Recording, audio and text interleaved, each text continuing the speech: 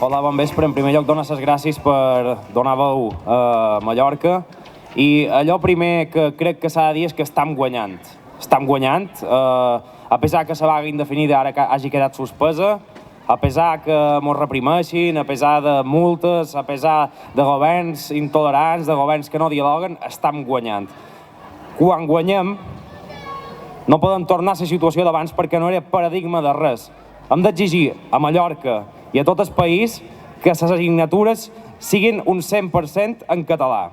Perquè la nostra llengua, companys i companyes, no és una qüestió de percentatge, és una qüestió de dignitat, d'afirmació d'un poble. La nostra llengua és intocable i no la podem resumir a simples percentatges. Hem de dir que la lluita té un altre rerefons, que també són les retallades que aquí també s'estan aplicant.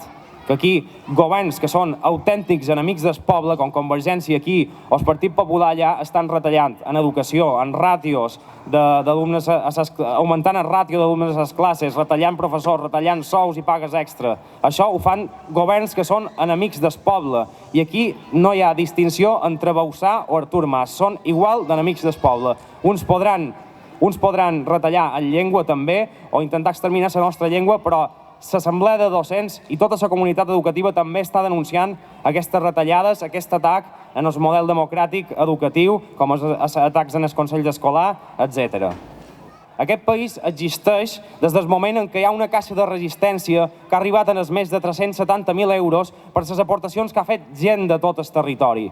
Aquesta solidaritat ha dibuixat amb un llapis el mapa dels països catalans. Per tant, aquest país, els països catalans, existeixen molt més enllà de conceptes culturals.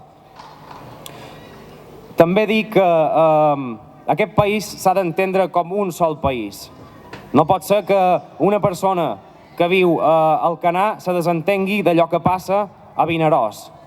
No hi ha fronteres. Les fronteres ens les han imposat i estan en els nostres cervells i les hem de començar a eliminar. Som una nació i això implica que quan ataquen a un catalanoparlant a Sineu, estan atacant a un catalanoparlant de Sallent. Quan ataquen algú a Menorca, estan atacant algú a València, perquè som un sol país. Quan mos ataquen a un, mos ataquen a tots.